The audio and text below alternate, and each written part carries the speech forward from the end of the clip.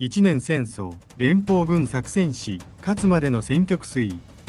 第1章、海戦と宇宙船の崩壊。UC0079 年1月3日、ジオン公国は地球連邦政府に宣戦を布告し、1年戦争が始まった。海戦直後、戦いの主導権はジオンが握った。ミノフスキー粒子の散布により、レーダーと誘導が機能不全に陥り、従来の艦隊戦理論は崩れた。さらに、モビルスーツの実戦投入が宇宙機動戦の常識を塗り替え、連邦宇宙軍は短期間で決定的損害を受けた。ここで連邦が失ったものは、艦艇の数だけではない。熟練乗員、指揮系統、後方支援、補給の見通し、その全てである。艦隊は建造に時間を要し、乗員は短期で育成できない。序盤の敗北は戦術的敗北ではなく、戦争を継続する能力そのものの既存であった。宇宙での崩壊と並行し、地上では未曾有の破壊が進行した。核兵器の使用やコロニー落下が現実のものとなり、港湾、工業地帯、人口集中地域が損耗した。軍事はもちろん、政治と経済の基盤そのものが揺らぎ、連邦はかつ以前に生き残る局面へ追い込まれた。地球規模の交通と生産が乱れれば、兵器があっても前線へ届かない。連邦は戦争を支える背後の社会システムを守る必要に迫られた。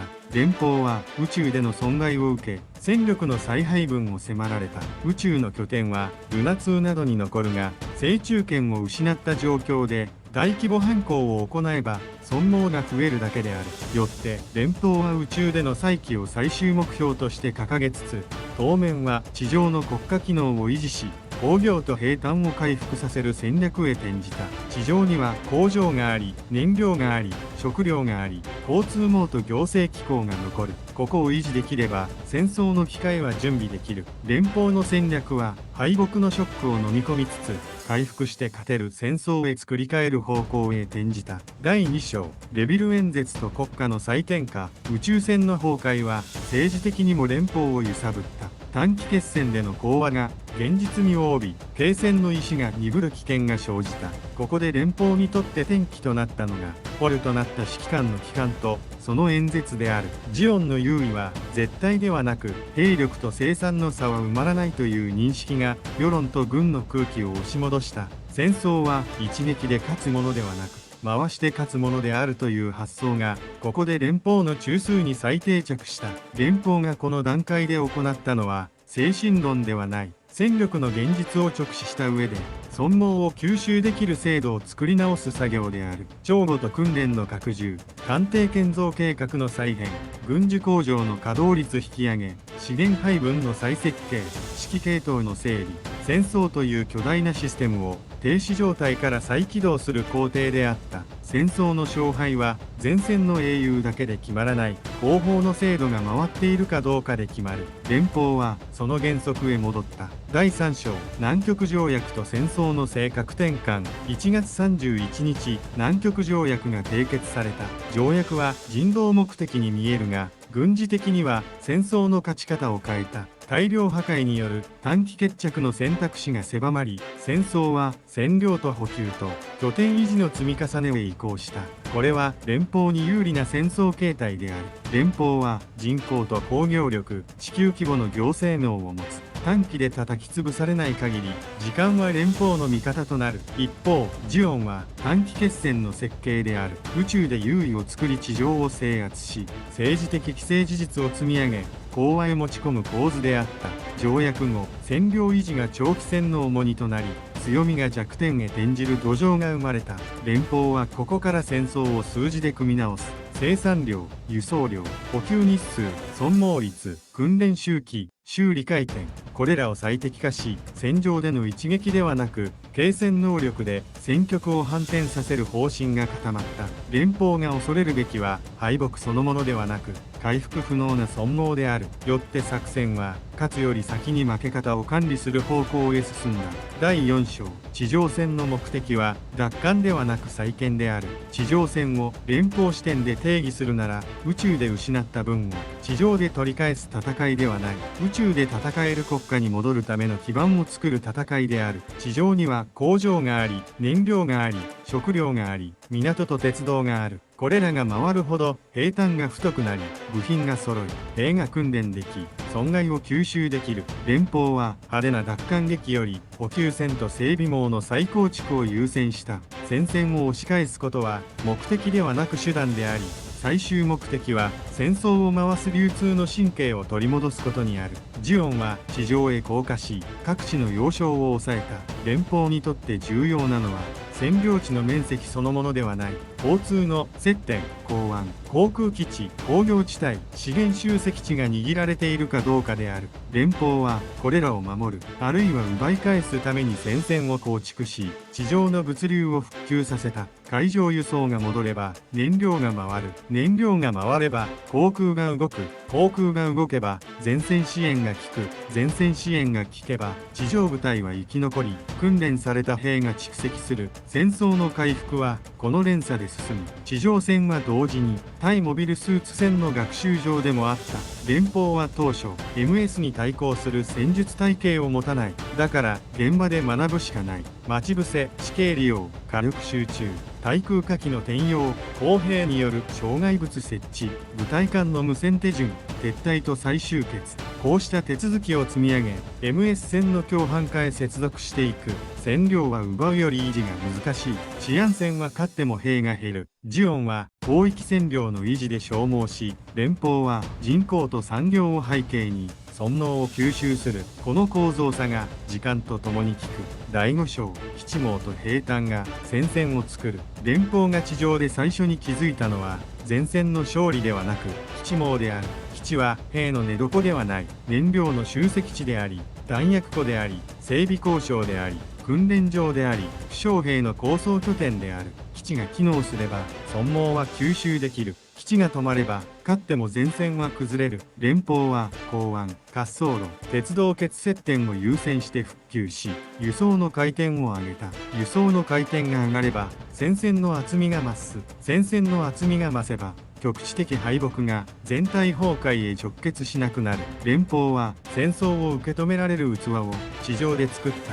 この器が整うほど兵器開発の成果が前線へ届く速度も上がる。部品が届き、整備員が回り、弾薬が切れない状態を作れば新装備は実戦で試験できる。逆に言えば兵站が細ければ新装備は贅沢品に終わる。連邦は基地網を整えることで技術と作戦を連結した。第6章、V 作戦は象徴ではなく工業設計である。連邦が MS で追いついた理由は天才の一揆ではない。施策を量産へ落とし込む標準化に成功したからである。V 作戦で得たのは象徴としての高性能機だけではない。戦闘データ、整備手順、部品規格、補給体系、操縦教育、戦術共犯、これら全ての言語化である。 MS は戦場で強ければ良い兵器ではない。作れること、配れること、直せること、乗り換えられることが重要である。連邦はその条件を満たす量産体系を構築し、ジムへ接続した。この過程では実践のフィードバックが欠かせない。試作機は戦場で壊れる。壊れ方を見て設計を直す。整備員がどこで時間を取られるかを測る。部品の共通化を進め、交換で復帰できる箇所を増やす。操縦系の癖を減らし、訓練時間を短縮する。兵器は強いほど扱いが難しくなるが、量産兵器は逆である。強さを一定に保ちつつ、扱いを簡単にすることが価値となる。連邦はその価値を選んだ。ジムは単に性能の平均値が高い兵器ではない。教育コストが読みやすい兵器である。整備が早く、部品が揃い、同じ手順で運用でき、部隊が入れ替わっても性能が再現される。連邦はかつ動きを教科書にして全軍へ配布し、前線の学習速度を上げた。ジオンが強い個体と熟練を前線で使い潰す戦い方なら、連邦は規格化された戦力を面として投入し、損耗を吸収しながら押し返す戦い方である。ここで戦争の重心は英雄の腕から組織の仕組みへ移った。第7章、ミノフスキー戦は見える距離で戦う戦争である。ミノフスキー粒子が散布される戦場では索敵と誘導の前提が崩れる。長距離で敵を捕捉し、誘導兵器で安全圏から処理する戦い方は成立しにくい。結果として戦闘距離は縮み、目視と近接火力が支配する。連邦にとってこれは弱点であり、同時に学習の機会でもあった。弱点とは序盤の連邦がその距離で戦う訓練も装備も不足していた点である。学習の機会とは、戦い方を共犯化すれば訓練を短縮し部隊の再現性を上げられる点である。連邦はミノフスキー環境で必要となる手続きを分解した。まず識別である。敵味方識別が曖昧になれば誤射が増え弾薬と式が消耗する。次に通信である。長距離通信が不安定なら短距離で確実に通る回線と合図体系を整備する必要がある。さらに射撃である。命中率が落ちるなら当てる工夫より外しても勝てる。火力配置が必要となる。火力を一点へ集め短時間で敵の行動能力を奪う。これを小隊単位の標準動作へ落とし込み訓練へ組み込む。連邦がやったのは天才を増やすことではない。平凡な兵でも同じ行動を再現できる枠組みを作ることである。この共犯化は MS 戦に限らない。砲兵、工兵、航空、補給、整備の連携手順が整うほど前線は戦える時間が伸びる。戦える時間が伸びれば戦闘回数が増え、戦闘回数が増えればデータがたまる。データがたまれば共犯が更新される。更新が進めば損耗が下がる。この循環が成立した時点で連邦は学習速度でジオンを上回る。第8章事務部隊は性能ではなく運用単位で勝つ。事務の革新は短期性能より運用単位の設計にある。量産が進むほど戦場に現れるのは短期ではなく小隊である。小隊が増えれば中隊になり戦線は面になる。面が成立すれば敵の突出は包囲される。包囲されれば補給は切れ撤退路は潰れ熟練は損耗する。連邦は小隊を大量に出せること自体を戦略兵器に変えた。事務部隊は戦場で同じ速度で動き同じ手順で交戦し同じ基準で撤退する。これが重要である。各機の癖が小さいほど体系は崩れにくい。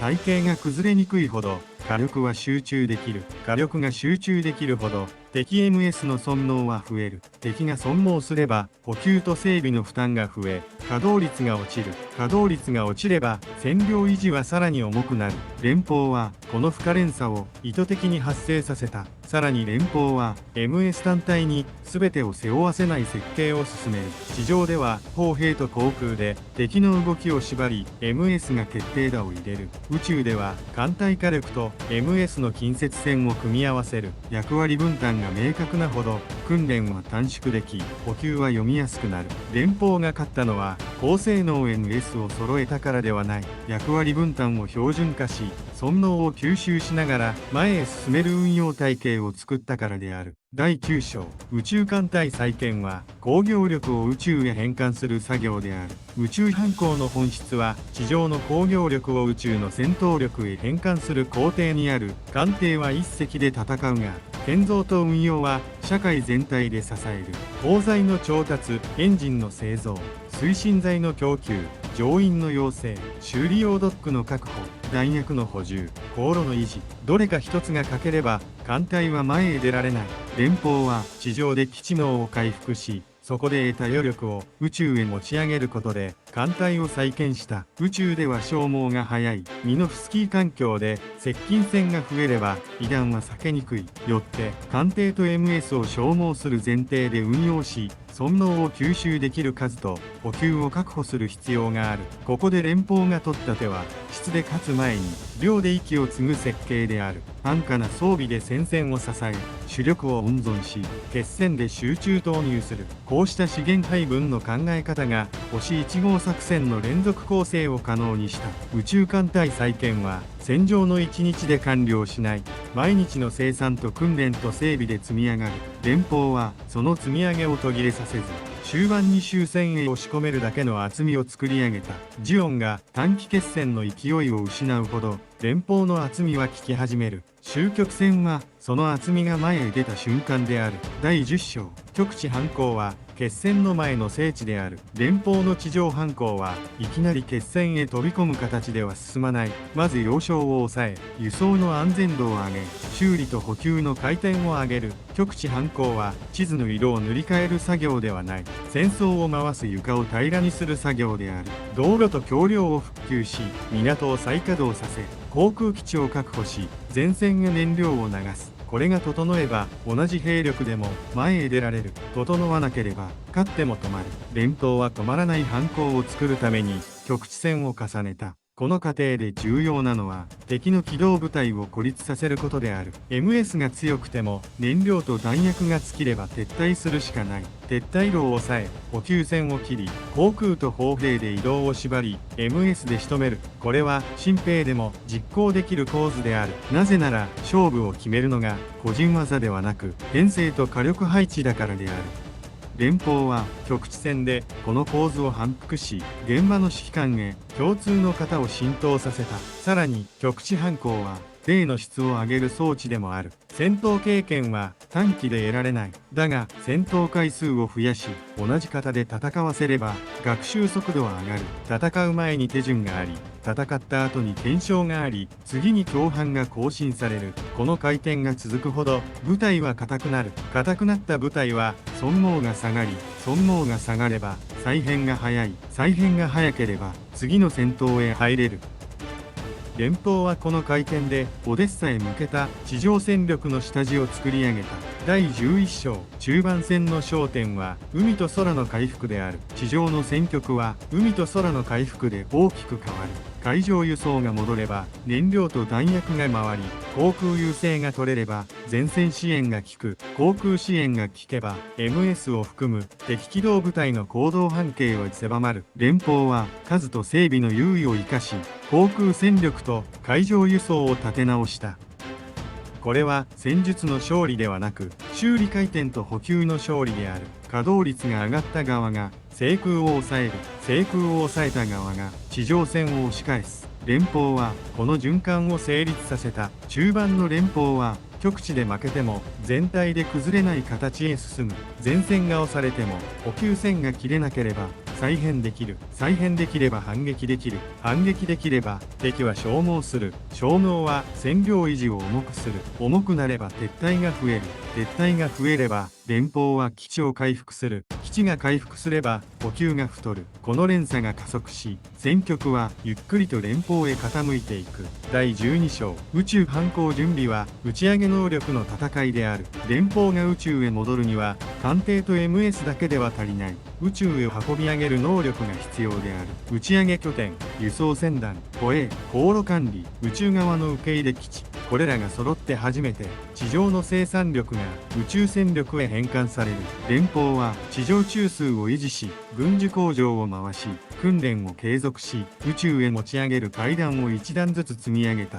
宇宙反攻とは宇宙で勝つ前に地上で準備が勝っている状態を作ることである。この準備は目立たない。だが決定的である。宇宙の戦場は短期で補給が枯れる。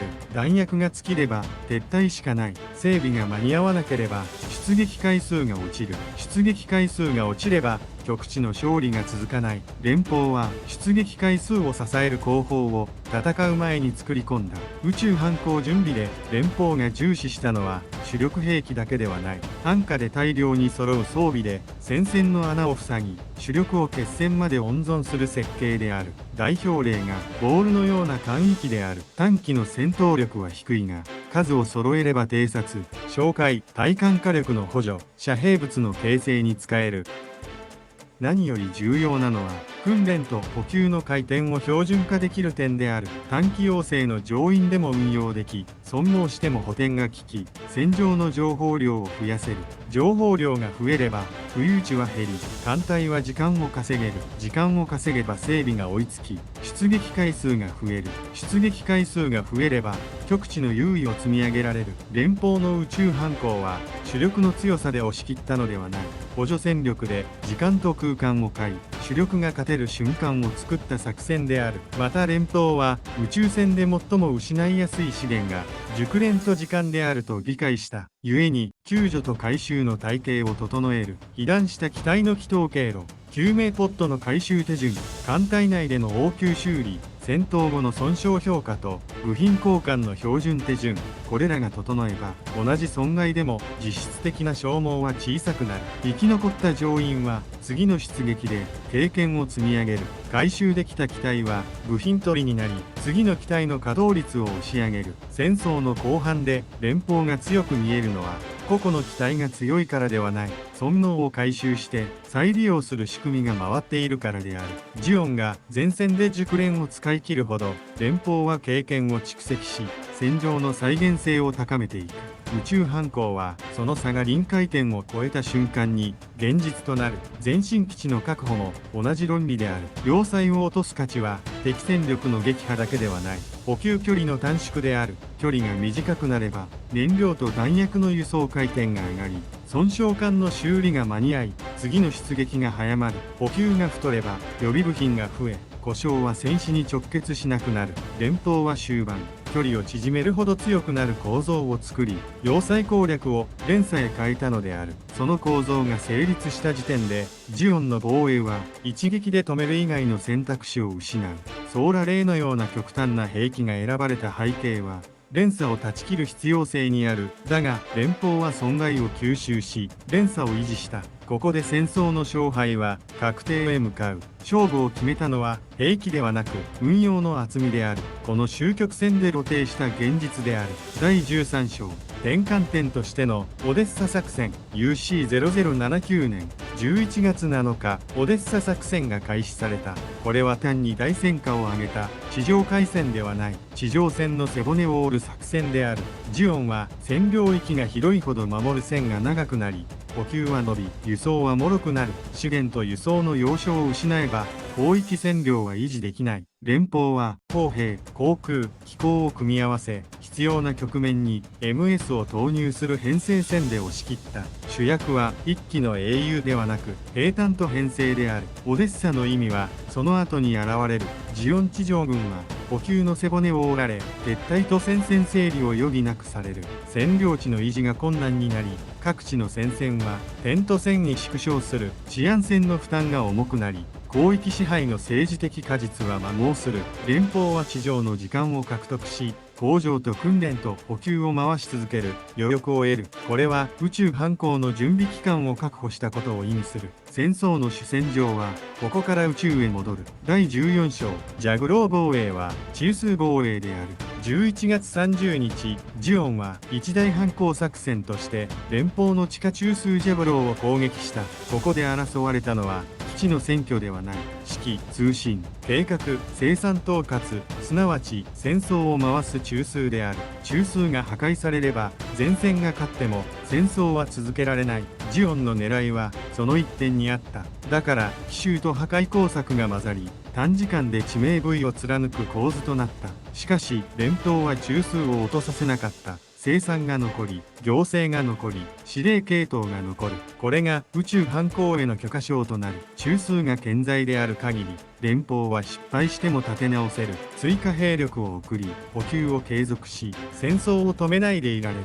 オデッサで敵の背骨を折り、ジャブローで自分の心臓を守りきった。この2つが揃い、連邦は終局戦へ踏み込む条件を満たした。第15章、星1号作戦は終戦のための設計である。ここから連邦の作戦目的は勝つではなく終わらせるへ変わる。地上で優位を得ても治安戦が続けば戦争は終わらない。ジオンに再編の時間を与えれば宇宙要塞戦は熱くなり損耗は増える。故に連邦は勝っているうちに宇宙で決着をつける一本道を作る。12月中旬、連邦は身辺艦隊を宇宙へ投入し、宇宙要塞戦を一つずつ崩す連続攻勢に移る。要塞を落とせば前進基地が得られ、補給距離が短縮され、次の決戦が楽になる。勝利が次の勝利を運ぶ構造を作り、守備側に息継ぎを与えないテンポで圧力をかける。終盤の戦争は兵器の強さより運用の厚みで決まる。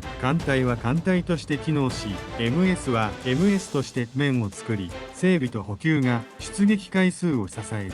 連邦は戦争を産業として噛み合わせ、終局戦のリズムを握った。第16章、ソロモン攻略は距離を縮める作戦である。12月24日、連邦軍によるソロモン攻略戦が行われた。要塞戦の現実は単純である。距離が長いほど補給が細り、出撃回数が落ちる。近い拠点を得た側が継戦能力で勝つ。ソロモンはジオン防衛線の要であり、ここを越えなければ本国へ圧力が届かない。連邦は艦隊と MS を組み合わせ、要塞を落とすだけでなく使用可能な形で奪取することを重視した。ソロモン陥落で戦争の距離が縮み、出撃準備の時間が増え、損傷艦の修理回転が上がり、次の決戦を休まず続けられる。心理的にも守る戦争から押し切る戦争へ言葉が変わる。しかし攻勢側は前へ進むほど補給が伸び、修理が追いつかなくなる。連邦は戦闘直後から燃料、弾薬、部品、人員交代を止めずに回す段取りを整え、次の決戦へテンポを維持した。第17章ソーラレイと損害吸収の戦い。12月30日、ソーラレイが放たれ、連邦艦隊は大きな損害を受けた。終盤であっても損害は痛い。だが決定的ではない。前進基地があり、補給があり、量産が回っているからである。序盤の連邦は損害が致命傷となった。終盤の連邦は損害を吸収できる。勝敗を分けたのは勇気ではなく構造である。ここで連邦が選んだのは撤退ではない。損害を抱えたまま前進を続け、終戦へ押し込む判断である。今痛むことで長く痛む未来を切るという合理である。戦争が長引けば地上は泥沼化し、占領地は焼け、補給線は摩耗し、犠牲は累積する。終局戦で損害を受けても終戦が近いなら戦争全体の犠牲を減らせる。連邦はその計算を実行した。第18章アバオワ空で連鎖が完成する。12月31日、アバオワ空攻略戦が行われた。ここで連邦が行ったのは単純な物量押しではない。星1号作戦で作った連鎖の完成である。要塞線を崩し、前進基地を確保し、補給距離を縮め、決戦を連続で仕掛けられる状態を作った。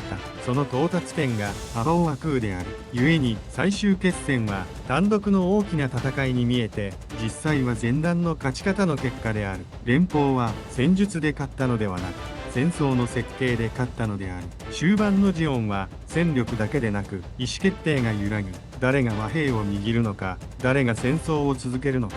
指揮系統が割れた瞬間に前線は最適化できない。連邦はその揺らぎを突き決着を早めた。 UC0080 年1月1日、停戦が発効しグラナダ条約へ至る。終戦はボタンを押して終わるものではない。停戦後も前線には残骸が残り、補給路には混乱が残る。終わらせる作戦には撤収と治安の段取りまで含まれる。連邦が最後に勝ったのは戦場だけではなく戦後処理の入り口まで手を伸ばしたからである。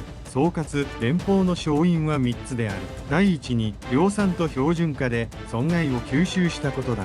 第2に基地網と補給で継戦能力を作ったことだ。第3に戦局が傾いた瞬間に終戦へ至る一本道を設計したことだ。ジオンは序盤 MS の先行と宇宙機動戦で優位を取った。しかし戦争が長引くほど占領維持と補給が重荷となり、優位は摩耗した。連邦はその時間を再建と準備に使い、終局戦の形を作って勝ち切った。一年戦争は英雄譚ではない。国家が戦争という仕組みを回し直した記録である。